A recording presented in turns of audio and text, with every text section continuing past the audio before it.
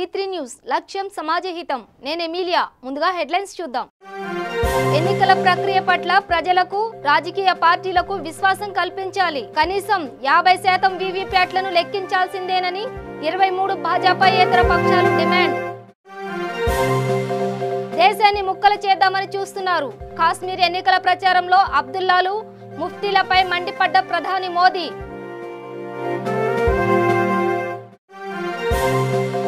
Governor నరసింహన్తో భేటీ అయిన CM KCR. రాష్ట్రంలోని తాజా రాజకీయ పరిణామాలపై చర్చించిన ముఖ్యమంత్రి. 10 నిమిషాలు తమకు సమయం ఇస్తే దేశం లోపలున్న దేశద్రోహులను తరిమి కొడతాం. శ్రీరామ శోభాయాత్రలో ఆవేశపూరిత ప్రసంగం చేసిన ఎమ్మెల్యే రాజాసింగ్. ఇక వివరాలు చూద్దాం. ఎన్నికల ప్రక్రియ పట్ల ప్రజలకు రాజకీయ పార్టీలకు విశ్వాసం కల్పించడానికి వీలుగా కనీసం 50% వీవీప్యాట్లను లెక్కించాల్సిందేనని 23 భాజపాయేతర పక్షాలు డిమాండ్ చేశాయి. దేశంలో ఈ నెల 11వ తేదీన జరిగిన తొలి దశ సార్వత్రిక ఎన్నికల్లో ఎన్నో లోపాలు కొట్టొచ్చినట్టు కనిపించాయని, వాటిని దృష్టిలో ఉంచుకొని 50% వీవీప్యాట్లను లెక్కించడం మినహా మరో ప్రత్యామ్నాయం లేదని ముఖ్యమంత్రి చంద్రబాబు నాయుడు, ఢిల్లీ ముఖ్యమంత్రి అరవింద్ కేజ్రీవాల్, కాంగ్రెస్ సీనియర్ నేతలు కపిల్ సిబల్, అభిషేక్ సింఘ్వి, సిపిఐ ప్రధాన కార్యదర్శి సురవరం సుధాకర్ రెడ్డి, సిపిఎం నేత నీలోత్పల్ బస్, అస్ని నేత సురేందర్ నాథ్ సింగ్, ఎస్పీ నేత సురేందర్ సింగ్ నాగర్, జేడీఎస్ నేతలు స్పష్టం చేశారు. ఆదివారం ఇక్కడ కాన్స్టిట్యూషన్ క్లబ్లో సమావేశమై 50% వీవీప్యాట్ల లెక్కింపు కోసం సుప్రీంకోర్టులో మరో పిటిషన్ దాఖలు చేసే అంశంపై చర్చించిన నేతలు అనంతరం అక్కడే జరిగిన విలేకరుల సమావేశంలో మాట్లాడారు.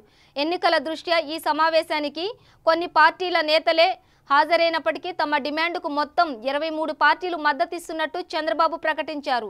ఆంధ్రప్రదేశ్లో ఎన్నికలు పూర్తయినప్పటికీ దేశవ్యాప్తంగా పారదర్శక వ్యవస్థ తీసుకురావడం కోసమే తాను ఈ పోరాటం మొదలుపెట్టినట్లు స్పష్టం చేశారు.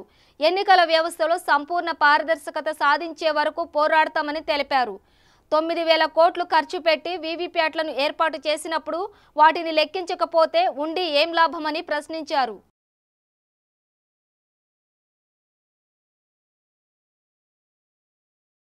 ప్రధానమంత్రి నరేంద్ర మోదీ ఎన్నికల ప్రచారాన్ని ముమ్మరం చేశారు. దేశంలో తొలి విడత ఎన్నికలు పూర్తయిన నేపథ్యంలో మిగిలిన ప్రాంతాల్లో పర్యటిస్తూ ఎన్నికల సభలో పాల్గొంటున్నారు. తాజాగా ఆయన జమ్మూ కాశ్మీర్లో భారీ బహిరంగ సభలో పాల్గొని ఆవేశపూరితంగా ప్రసంగించారు. ఈ సందర్భంగా ఆయన సాయుధ బలగాలకు చెందిన అమర జవాన్లకు నివాళులు అర్పించారు. కాంగ్రెస్ పార్టీ జవాన్లను అవమానిస్తోందంటూ విపక్షంపై విమర్శలు గుప్పించారు. కాంగ్రెస్ నేత వ్యాఖ్యలతో సాయుధ బలగాలు ఆత్మస్థైర్యాన్ని నీరుగారుస్తోందంటూ ఆగ్రహం వ్యక్తం చేశారు. అంతేకాకుండా స్థానిక రాజకీయ అంశాలను కూడా ప్రస్తావిస్తూ అబ్దుల్లాలు ముఫ్తీలు జమ్మూ కాశ్మీర్ను సర్వనాశనం చేశారంటూ మండిపడ్డారు. ఆ 2 కుటుంబాలు 3 తరాలుగా కాశ్మీర్ను భ్రష్టు పట్టించాయని అన్నారు. కాశ్మీర్కు ప్రత్యేకంగా ఓ ప్రధానమంత్రి ఉండాలంటూ ఫరూక్ అబ్దుల్లా డిమాండ్ చేయడాన్ని మోదీ ఈ సందర్భంగా తప్పుబట్టారు. దేశాన్ని ముక్కలు చేయడానికి ఆ 2 కుటుంబాల ప్రయత్నాలను ఏమాత్రం అనుమతించబోనని తీవ్ర స్వరంతో వ్యాఖ్యానించారు. కాశ్మీర్ ఎప్పటికీ భారత భూభాగమేనని స్పష్టం చేశారు.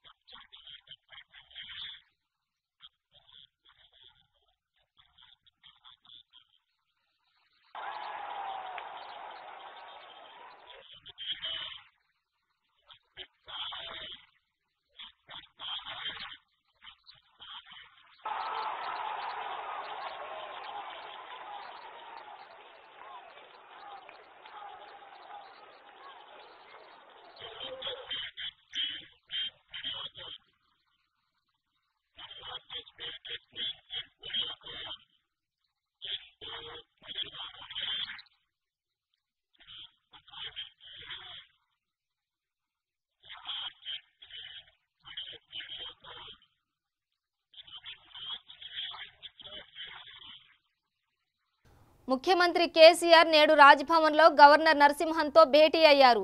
స్థానిక సంస్థల ఎన్నికల నిర్వహణకు రాష్ట్ర ప్రభుత్వం తరపున గ్రీన్ సిగ్నల్ ఇచ్చిన అంశాన్ని గవర్నర్కు కేసీఆర్ వివరించినట్టు తెలుస్తోంది. అలాగే రాష్ట్రంలోని తాజా రాజకీయ పరిణామాలపై చర్చించినట్టు సమాచారం. పాలనలో నూతనంగా తీసుకురానున్న సంస్కరణలతో పాటు మున్సిపల్ చట్టంపై చర్చించినట్టు తెలుస్తోంది. ఇటీవల ముగిసిన లోక్సభ ఎన్నికలకు పోలింగ్పై కూడా గవర్నర్తో కేసీఆర్ చర్చించినట్టు తెలుస్తోంది. తెలంగాణ ముఖ్యమంత్రి కేసీఆర్ రాజ్యాంగాన్ని అవమానిస్తూనే ఉన్నారని TPCC working president Mallu Bhatti Vikramarka విమర్శించారు. దీన్ని తాము తీవ్రంగా ఖండిస్తున్నామని పేర్కొన్నారు. ఇతర పార్టీల తరపున గెలిచిన శాసనసభ సభ్యులను తమ పార్టీలోకి లాక్కుంటూ కేసీఆర్ రాజ్యాంగ విరుద్ధంగా ప్రవర్తిస్తున్నారని దుయ్యబట్టారు. ఈ విషయాన్ని పలుమార్లు కేసీఆర్కు గుర్తు చేసినా ప్రయోజనం లేకపోయిందని వ్యాఖ్యానించారు. హైదరాబాద్లోని గాంధీ భవన్లో ఈ రోజు నిర్వహించిన మీడియా సమావేశంలో భట్టి విక్రమార్క మాట్లాడారు. తెలంగాణలో రాజ్యాంగం ప్రకారం పరిపాలన సాగడం లేదని ఆగ్రహం వ్యక్తం చేశారు. పార్టీలు ఫిరాయించిన నేతలపై అనర్హత వేటు వేయాల్సిందిగా పిటిషన్లు అందజేశామన్నారు.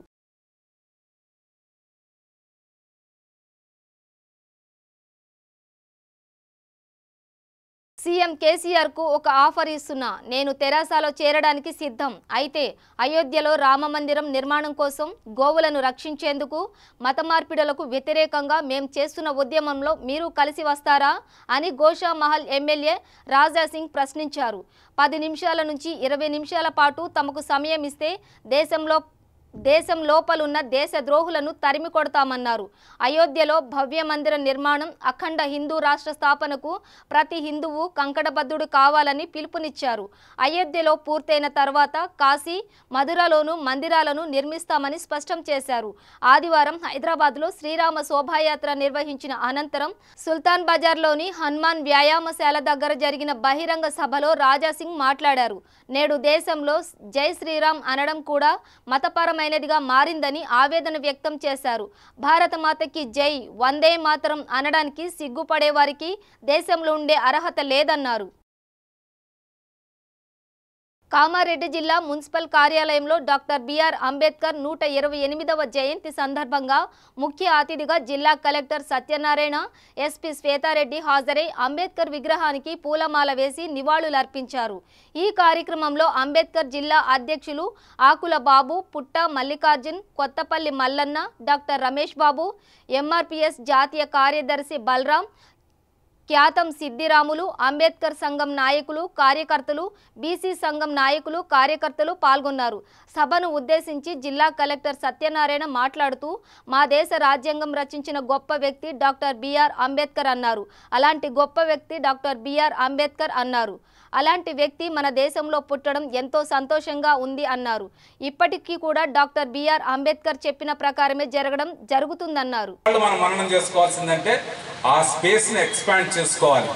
ఇది ఇందాక వారు చెప్పింది ఏదైతే మహాత్మా గురించి మనం చెప్పానో అదే సబ్జెక్ట్, అదే సైన్స్, వేరే విషయం కాదు. నేను ఇంకొక విషయం చాలా మందికి తెలియదు, చాలా మంది మాట్లాడుతూ మన వాళ్ళు చెప్పారు, ఇక్కడ అనలకరంగా మాట్లాడుతున్నాం, ఇంటి వెనక మనం చేస్తలేమని.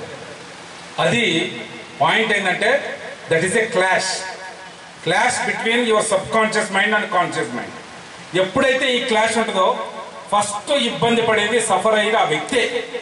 ఇక్కడ మాట్లాడుతూ చేయడం అనుకోండి, ఇది హిపోక్రసీ. బాడీ చాలా ఇబ్బంది పడుతుంది, ఎందుకంటే మైండ్ ఒకటి చెప్తుంది, బాడీ ఒకటి చేస్తుంది. అంటే ఇక్కడ చెప్పేటప్పుడు కాన్షియస్ మైండ్తో చెప్పినాం. మేడ్చల్ జిల్లా కుత్బుల్లాపూర్ నియోజకవర్గంలోని సూరారం డివిజన్లో బహుజన వెల్ఫేర్ సొసైటీ ఆధ్వర్యంలో 128వ అంబేద్కర్ జయంతి సందర్భంగా సూరారం కాలనీలో అంబేద్కర్ జయంతి పురస్కరించుకుని సుమారు 600 మందితో భారీ ర్యాలీ నిర్వహించారు. వీధి వీధి తిరుగుతూ నృత్యాలు, జై భీమ్ జై భీమ్ అంటూ ముందుకు సాగారు. ఈ కార్యక్రమంలో మహిళలు, యువకులు అధిక సంఖ్యలో పాల్గొన్నారు.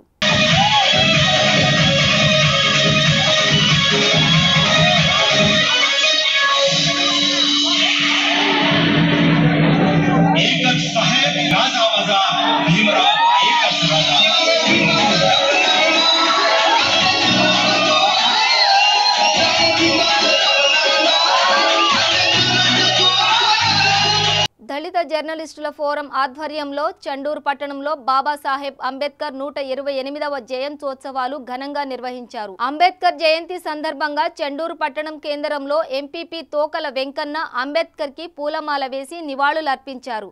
అనంతరం కేక్ కట్ చేశారు. ఈ కార్యక్రమంలో దళిత జర్నలిస్టుల ఫోరం సభ్యులు, ఎంఆర్పీఎస్ నాయకులు రామన్న, కృష్ణ, వెంకటేష్, యాదగిరి, మల్లేశం, అంబేద్కర్ యువజన సంఘాల ఆధ్వర్యంలో ఘనంగా నిర్వహించారు.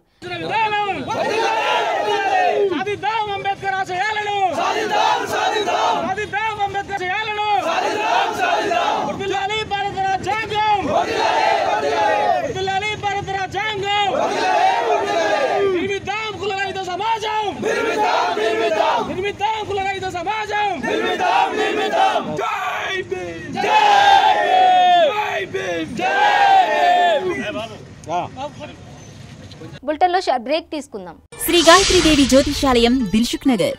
శ్రీ పండిట్ సాయిరాం శాస్త్రి గారు గత 30 సంవత్సరాలుగా దిల్సుఖ్ నగర్ లో స్థిరంగా ఉంటున్నారు. మీరు చేస్తున్న ప్రయత్నాలు విఫలమగుట, కార్యక్రమాలయందు ఆలస్యం, అనుకోని చిక్కులు, వివాహ ప్రయత్నం ముందుకు సాగక వివాహ ఆలస్యం, ఉద్యోగం, ఆరోగ్యం, దాంపత్యం, సంతానయోగం, విదేశీయానం, భూ వివాదములు మరియు వ్యాపారాదులలో సమస్యలకు జ్యోతిష్యపరమైన పరిష్కారమునకై పుట్టిన తేదీ, బొటనవేలు ముద్ర, హస్తరేఖలు, జాతకం చూసి వివరముగా జ్యోతిష్యం చెప్పగలరు. మీరెక్కడెక్కడో జ్యోతిష్యం అడిగి నిరాశ చెంది ఉండవచ్చు. ఒక్కసారి శ్రీ సాయిరాం శాస్త్రి గారిని సంప్రదించండి. గమనిక: స్త్రీ పురుషుల ఎటువంటి జీవిత సమస్యలకైనా పూజ, హోమం, అంజనం, యంత్రం, మంత్రం ద్వారా 9 రోజుల్లో గాయత్రీదేవి సాయిబాబా పూజ చేసి శాస్త్రోక్తంగా పరిష్కారం చూపగలరు. గాయత్రీదేవి జ్యోతిష్యాలయం, flat number 101, first floor, Shilpi apartments, A block, near Konark theatre, Dilsukhnagar, Hyderabad. Cell 9949373448, 9404037044.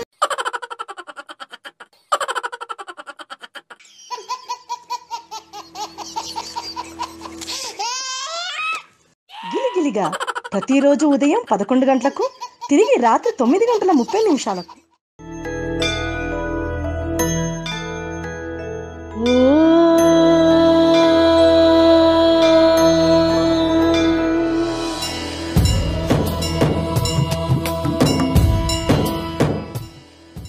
గుడి గంటలు ప్రతిరోజు ఉదయం 6 గంటలకు. Welcome back. పండగ పూట విషాదం నెలకొంది. సీతారాముల కళ్యాణం తిలకించి వస్తుండగా మృత్యువు రూపంలో వచ్చిన లారీ 6 నిండు ప్రాణాలని బలిగొంది. సూర్యాపేట జిల్లా కోదాడ సమీపంలో ఘోర రోడ్డు ప్రమాదంలో 6గురు దుర్మరణం చెందగా మరో 3 పరిస్థితి విషమంగా ఉంది. వివరాల్లోకి వెళితే, పట్టణానికి చెందిన కొంతమంది వ్యక్తులు కోదాడ మండలం తమ్మరబండపాలెంలో శ్రీ సీతారాముల కళ్యాణం తిలకించేందుకు వెళ్లారు. కళ్యాణం అనంతరం తిరిగి వస్తుండగా కోదాడ సమీపంలోని ఖమ్మం క్రాస్ రోడ్ వద్ద వీరు ప్రయాణిస్తున్న ఆటో ముందు వాహనాన్ని అధిగమించే ప్రయత్నంలో ఎదురుగా వస్తున్న లారీని ఢీకొట్టింది. ఈ ప్రమాదంలో ఆటో పూర్తిగా నుజ్జునుజ్జు కాగా అందులో ప్రయాణిస్తున్న వారిలో 5గురు అక్కడికక్కడే మరణించగా మరొకరు ఆసుపత్రికి తరలిస్తుండగా చనిపోయారు. గాయపడిన వారిలో మరో 3 పరిస్థితి విషమంగా ఉంది. సంఘటన జరిగిన వెంటనే స్థానికుల సాయంతో పోలీసులు క్షతగాత్రులందరినీ కోదాడ ప్రభుత్వ ఆసుపత్రికి తరలించారు. పోలీసులు కేసు నమోదు చేసుకుని దర్యాప్తు చేస్తున్నారు. మరోవైపు ప్రమాదం జరిగిన సమాచారాన్ని తెలుసుకున్న కోదాడ ఎమ్మెల్యే బొల్ల మల్లయ్య హుటాహుటీన ఘటనా స్థలానికి చేరుకుని సహాయక చర్యలను పర్యవేక్షించారు.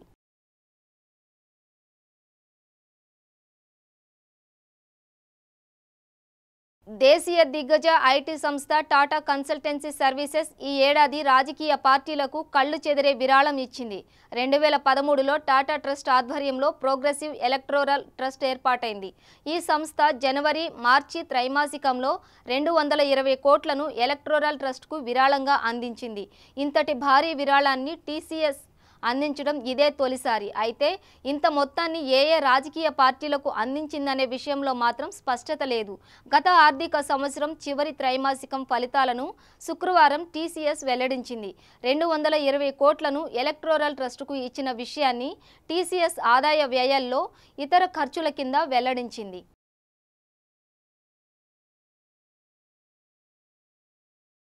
తెలంగాణలో కొత్త రెవెన్యూ వ్యవస్థను త్వరలో తీసుకొస్తామని చెబుతున్న సీఎం కేసీఆర్ పై కాంగ్రెస్ ఎమ్మెల్సీ జీవన్ రెడ్డి విమర్శలు కురిపించారు. ఆయన మీడియాతో మాట్లాడుతూ రెవెన్యూ వ్యవస్థను నాశనం చేసిందే కేసీఆర్ అని విమర్శించారు. 5 ఏళ్ల నుంచి గుర్తుకురాని అవినీతి కేసీఆర్కు ఇప్పుడే గుర్తొచ్చిందా అని ప్రశ్నించారు. సెక్రటేరియట్కు రాని కేసీఆర్ పాలనా వ్యవస్థను ప్రశ్నించడం విడ్డూరంగా ఉందని అన్నారు. తెలంగాణలో జరిగిన అసెంబ్లీ ఎన్నికల్లో 1000 కోట్ల కమిషన్లు సొమ్మును ఖర్చు పెట్టారని ఆరోపించారు. అవినీతికి పాల్పడుతున్న అధికారులను తప్పుబట్టడం విడ్డూరంగా ఉందని అన్నారు.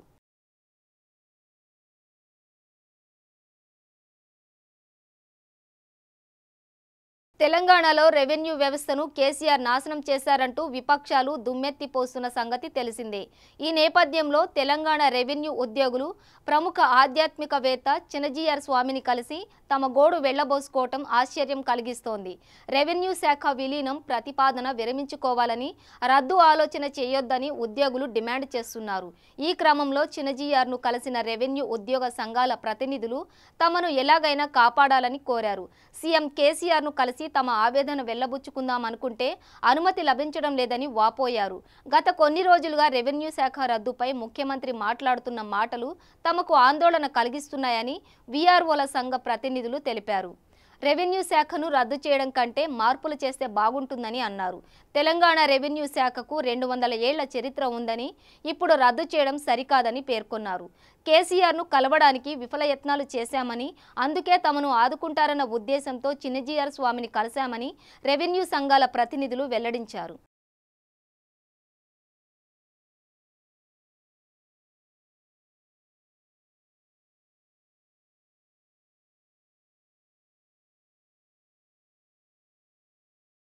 వైసీపీని కోడికత్తి పార్టీ అని చంద్రబాబు తరచుగా విమర్శిస్తున్న విషయం తెలిసిందే.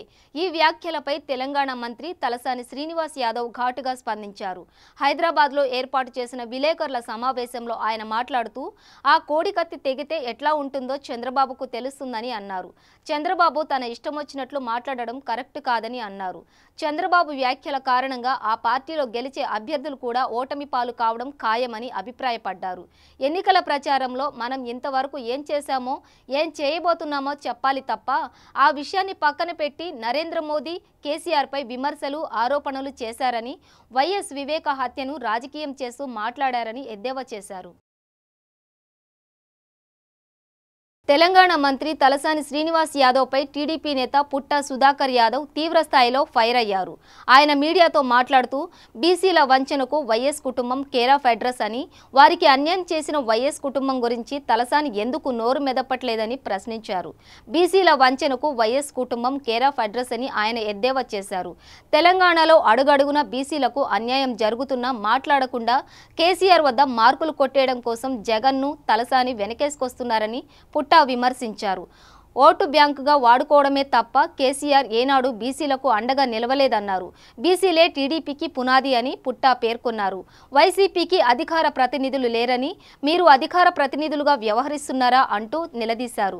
తాము అభివృద్ధిలో ముందున్నందుకే ఏపీపై మీకు అంత కుటిల ప్రేమ అని ప్రశ్నించారు.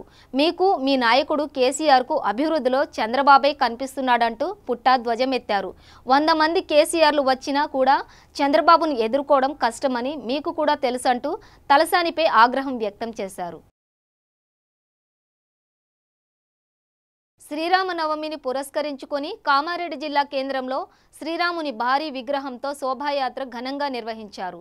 సాయంత్రం 5 గంటలకు ధర్మశాల నుండి ప్రారంభమై స్టేషన్ రోడ్, సుభాష్ రోడ్ మీదుగా శోభాయాత్ర నిర్వహించారు. యువకులు, పట్టణ ప్రజలు చాలా పెద్ద ఎత్తున ఈ కార్యక్రమంలో పాల్గొన్నారు. కాటిపల్లి వెంకటరమణారెడ్డి గారి ఆధ్వర్యంలో ఈ శోభాయాత్ర ఘనంగా నిర్వహించారు.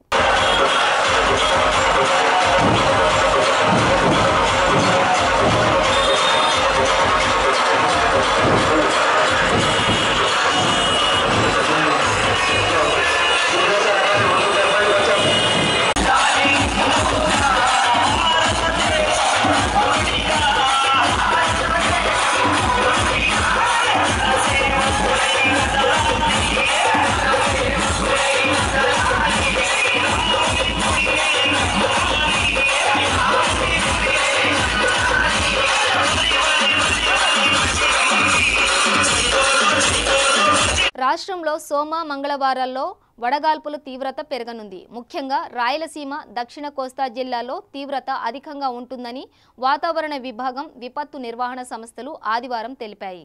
ఉష్ణోగ్రతలు సాధారణం కంటే 2 నుంచి 4 డిగ్రీలు అధికంగా ఉంటాయని వెల్లడించాయి.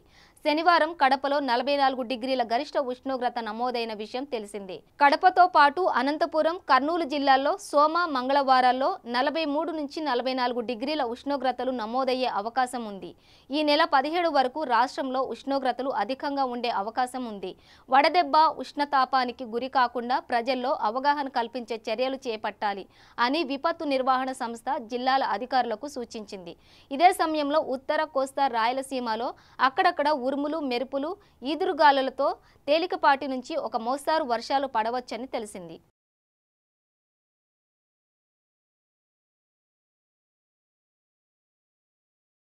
స్వరసుధాజరి శ్రీ త్యాగరాయ గానసభ సంయుక్త ఆధ్వర్యంలో శ్రీరామనవమి సందర్భంగా స్వర మ్యూజిక్ అకాడమీ విద్యార్థులచే శ్రీరామదాసు సంకీర్తనల గానం హైదరాబాద్ కళా వెంకట దీక్షితులు కళావేదిక శ్రీ త్యాగరాయ గానసభలో ఘనంగా నిర్వహించారు.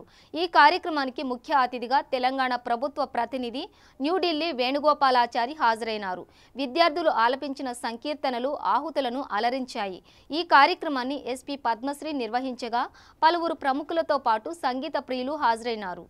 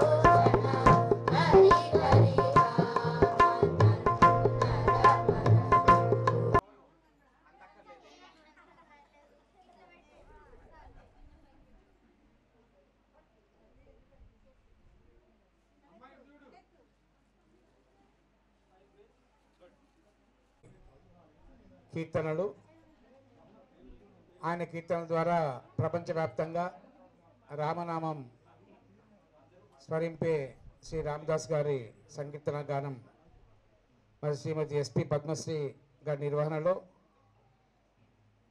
మరి ఆలపించిన చిన్నారులకు మేహుల్, నిత్య, త్రిష, అభిషేక్, శ్రీహర్షిత, అచ్యుత, అనూహ్య, శ్రీవల్లి, తేజస్విని, నిమిత, జ్యోతి, లాస్య మరి చిన్నారి విద్యార్థులందరికీ ఈరోజు అందరి రిపోర్టుగాత అని చెప్పి మరి కార్యక్రమానికి సంధానకర్తగా వివరించిన గౌరవనీయులు మరి యువకళాని అధ్యక్షులు పెద్దలు నాగేశ్వరరావు గారు,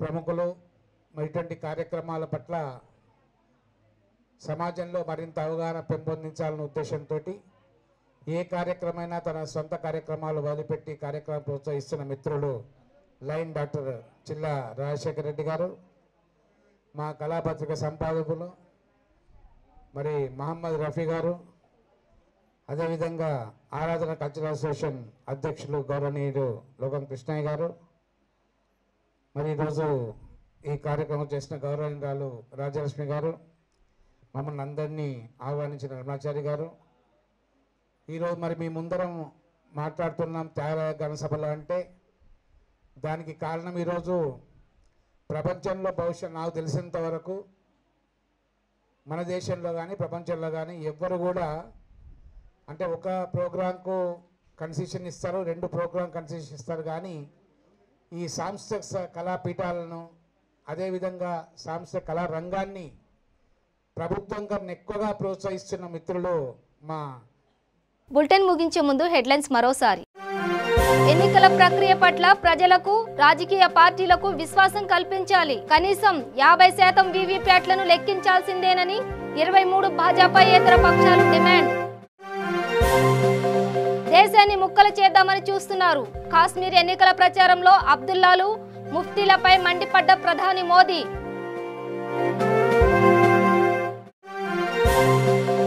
గవర్నర్ నరసింహన్తో భేటీ అయిన సీఎం కేసీఆర్. రాష్ట్రంలోని తాజా రాజకీయ పరిణామాలపై చర్చించిన ముఖ్యమంత్రి. 10 నిమిషాలు తమకు సమయం ఇస్తే దేశం లోపలున్న దేశద్రోహులను తరిమి కొడతాం. శ్రీరామ శోభాయాత్రలో ఆవేశపూరిత ప్రసంగం చేసిన ఎమ్మెల్యే రాజా సింగ్. ఇవి బులెటిన్ విశేషాలు. చూస్తూనే ఉండండి V3 న్యూస్, లక్ష్యం సమాజహితం.